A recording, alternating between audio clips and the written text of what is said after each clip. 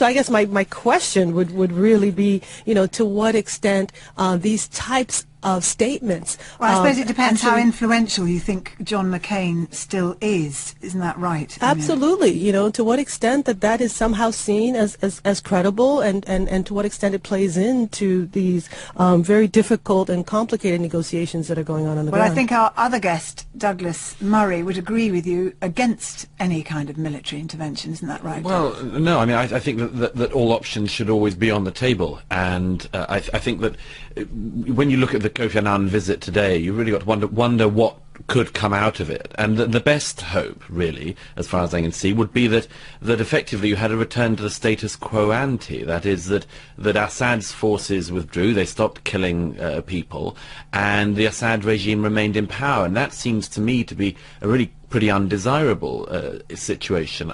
My own belief is that the Middle East has all sorts of problems that are going to go on for some time, and that one of them, which will have to be addressed, an underlying issue, is the issue of Iran and the Iranian Revolutionary Government, which has a proxy state in Syria and the Assad regime, which itself has been destabilizing Lebanon over recent decades. And I think that this problem has to at some point be unpicked. One of the things that will have to be unpicked in that is that the Assad regime will at some point have to go.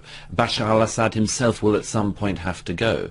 Now, whether or not he goes now, but Bashar al-Assad doesn't say he'll have to go, and he doesn't want to go, does he? No, of course he doesn't. No dictator ever wants to step down. Nobody who uses a country as the personal property, inherited property of his family, ever wants to voluntarily give up power. But the fact is that when you have a situation like this, where a dictator in Syria ends up going above the low-level violence which is the norm in such a society and going to full-out offensives on his own cities, then I think the international community, whether unilaterally or multilaterally, has to take a stand that is something better than saying we would like to go back to the status quo, Amira, because the status quo is so undesirable. Absolutely, because I think we can't speak in a vacuum. We are still in the wake of Libya, where the UN has come out with a report really very critical and of NATO and NATO's actions in Libya and the actual atrocities against civilians. Can I ask what you would have done in Libya? Well, I think we cannot simply go with a knee-jerk reaction to military intervention. Can I ask if you would have intervened in Libya or not, or would you have left Gaddafi in power? Oh no, I don't. I think those are false, contradictions here. It's not mutually exclusive. I think clearly there are diplomatic pressures that can be brought to bear. We see with Iran now the pressures, the financial pressures that are being brought to bear, particularly in an oil-producing state that is unable to sell its oil in the international markets. I think there is tremendous leverage from both political and economic sanctions that can be applied. I think we have to use all the tools in the toolkit, but often we have the military tool as the first and the sharpest. No, exactly. The military tool should never be the first, and it goes without saying the military tool should never be the first. So but you it should both be agree a tool. that the military tool should not be It should not be the first. It should not Indeed. be the first Well, tool. let's leave Syria there for now. The Nadias out there can have a true resolution to the crisis that they're facing. Well, indeed. Douglas, Nadia, though, was calling very forcefully for military intervention. What's your take on that? I certainly think it's something that should be considered and should be made plain to the Assad regime is on the table. Of course, military intervention always comes with a price, and I think to that extent nobody should be naive about calling for it, but it's clear that she is not naive, and nor many of the others who are increasingly saying that at the very least, for instance, a no-fly zone could be implemented by international forces. It would require a fairly substantial commitment by probably this country among others, by Britain among others, but that if a no-fly zone was put in place, the use by the Assad regime, for instance, helicopter gunships to murder civilians would be severely limited.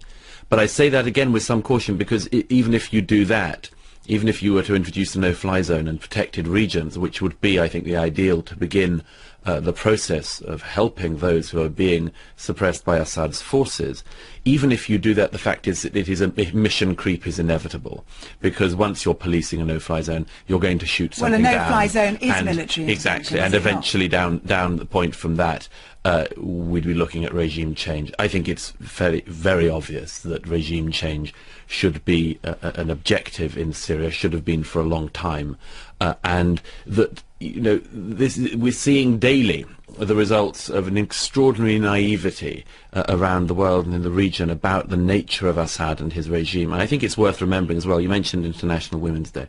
It's only just over a year ago that Vogue magazine ran an infamous profile of Mrs. Assad called The Rose of the Desert, talking about the charm of this woman, the charm of the Assads, and so on. And the fact is that people for many years wanted to be hoodwinked by Assad. He is what he always has been. He is what his father was. He's a brutal dictator who's now reminding the world of that. And either we do something about it, or we agree that there is nothing to be done and we simply watch. But both of those things will have consequences. Right, well, let me just bring Amira in here.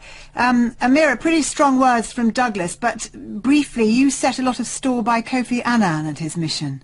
Well, I think, you know, he's got now the mandate of both the United Nations and the Arab League. It's you know, I think it is a chance to bring about a resolution to this crisis that is lasting. I think we have to recognize that, you know, what this is about is an uprising of people demanding change, a revolution, right? And I think, how does the international community support people's efforts to bring about that change from within? I think we have to explore all efforts on the diplomatic end to try to stand in solidarity at critical moments, and we are at a testing point now for the international community in Syria. But this is a testing point for the Assad regime. I mean, the Assad regime will only be able to stay in place if there is some kind of compromise at this stage, if it can continue the killing for some time, completely subjugate the country again, and stay in power. And that is, to my mind, an extremely undesirable end. I would think it was the least preferable option, that at the end of all of this killing, Assad stayed in place. Clearly, we have seen awful ends. You know, Libya is, again, the vivid example of Gaddafi and his end. I think there are clear examples out there to kind of try to hold Assad to a different standard and to try to push him into a different path. Thanks, Amira, and thanks, Douglas. We'll just have to hold up that conversation there, but there'll be